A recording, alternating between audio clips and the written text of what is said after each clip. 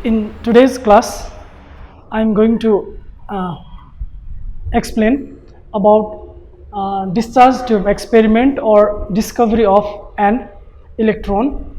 So, first of all, there are the few things that we have to know before starting this chapter. So, charge of an electron, it is denoted by small e. So, that will be minus 1.6 into 10 to the power minus 19 coulomb, and mass of the electron, that is m and small suffix e. So, it is given as 9.1 into 10 to the power minus 31 kg. So, Joseph John Thomson in 1897, he experimentally performed this experiment for the discovery of an electron.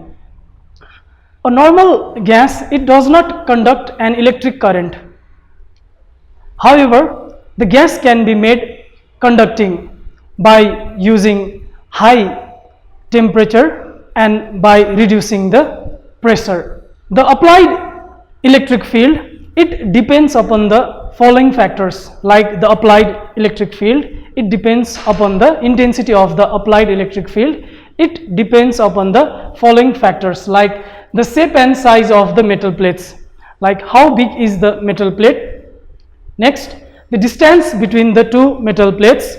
Two metal plates are how much they are far apart. Next, the pressure inside the discharge tube, and lastly the dryness of the gas, So let me just explain about the discharge tube, how Joseph John Thomson arranged the experiment for the discovery of an electron. So he took a discharge tube around 30 to 50 centimeter in length and 3 to 4 centimeter in diameter. Two metal plates, cathode and anode, they are placed at opposite side. Cathode, it is connected to negative terminal of high tension battery, and anode, it is connected to positive terminal of high tension battery. So you can see here 30 kilovolt. Let me just give you information. 1 kilovolt will be equivalent to 1000 volt.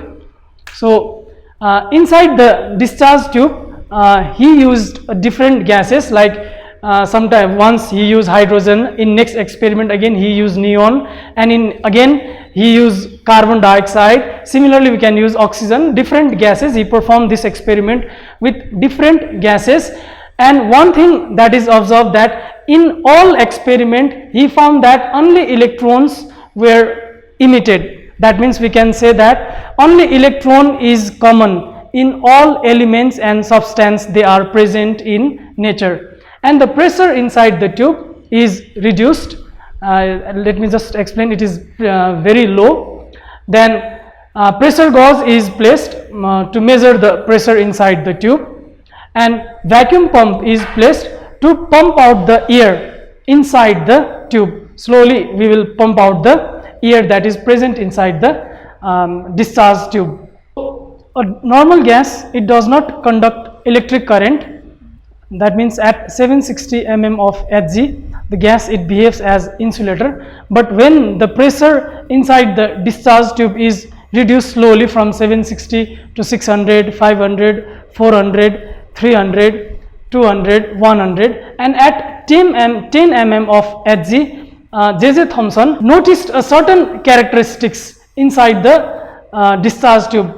Like at 10 mm of Hg, a crackling sound is heard inside the tube. That means if the discharge tube is breaking, like a crackling sound is heard, and the luminous streak appears from cathode to anode, and that luminous streak, it is named as a blue streamer. So this is the specific characteristics at 10 mm of Hg. Now slowly, when the pressure has been reduced to 5 mm of Hg, the blue streamer, it becomes broadened and wide, and it is stable, like just showing in this figure. So the specific characteristics at 5 mm of Hg, he noticed, was luminous streak, it gets broadened and becomes wide and thick, and it is known as a Geisler's discharge. It is known as a Geisler's discharge. Further, when the pressure inside the tube, it has been reduced at 2 mm of Hg. Again, there is a specific characteristics which was observed, that is a long luminous column appears from cathode to anode, and it is named as a positive column. And this positive column has a different color for different gases. Like if we use hydrogen gas, the color of this positive column will be blue. Again, if we use the carbon dioxide gas inside the discharge tube, the color will be bluish white.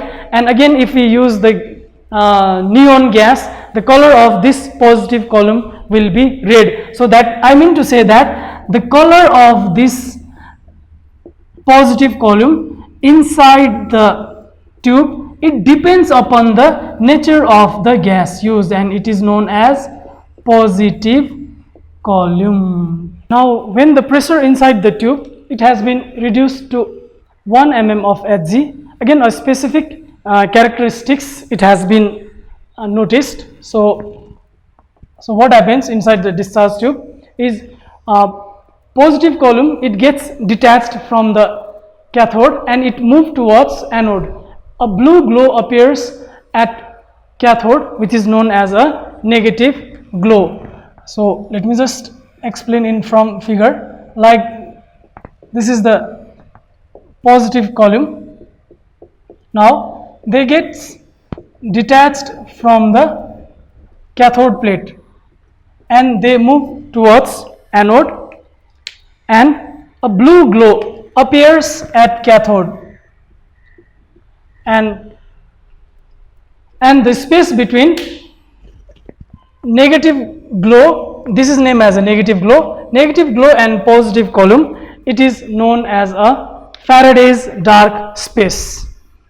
It is known as a Faraday's dark space. So this is Faraday's dark space. So this is positive column and this is named as a negative glow.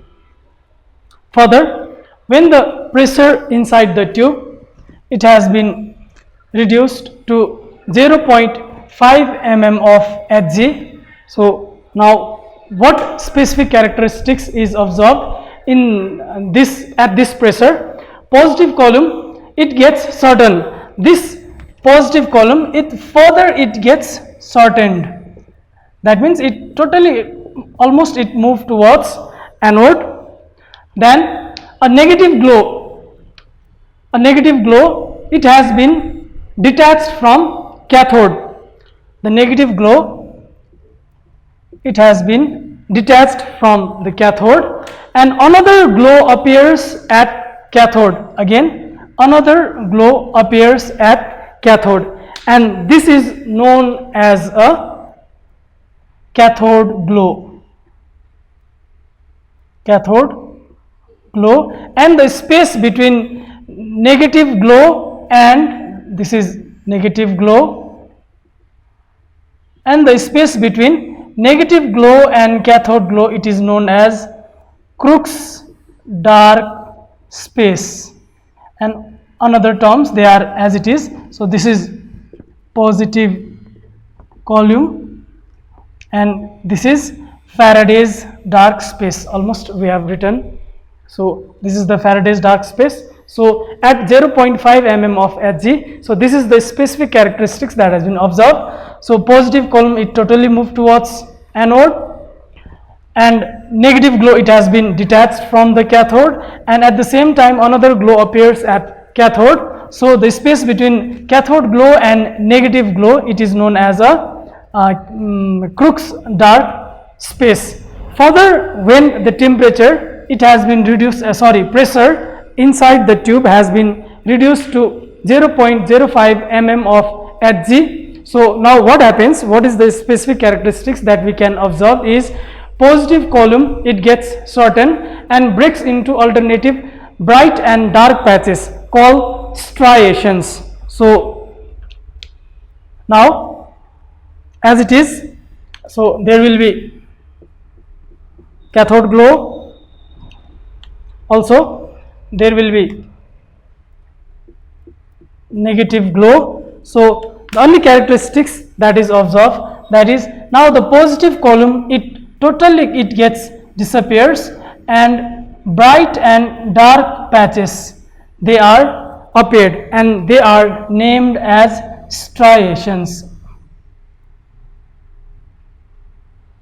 And rest the term, so this is the Faraday's dark space, this is the Crookes dark space, so this is the cathode glow and this is the negative glow. So FDS, it means Faraday's dark space, CDS means it is Crookes dark space. So alternative bright and dark patches, they are observed at 0.05 mm of Hg and they are known as striations. Further, when the pressure inside the tube, they have been reduced to 0.01 mm of Hg. So at this pressure, now what happens?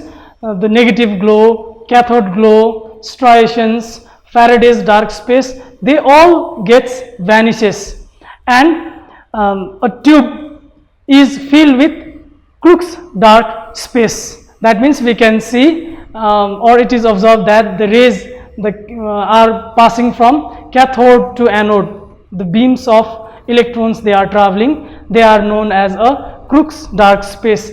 Like from this experiment, the electron has been discovered. When the phosphor is placed behind the anode, a glow is appear, like it produces the spark. So from this experiment, J.J. Thomson, he experimentally discovered electron, and these beams of electrons, they are known as the avalanche of electron.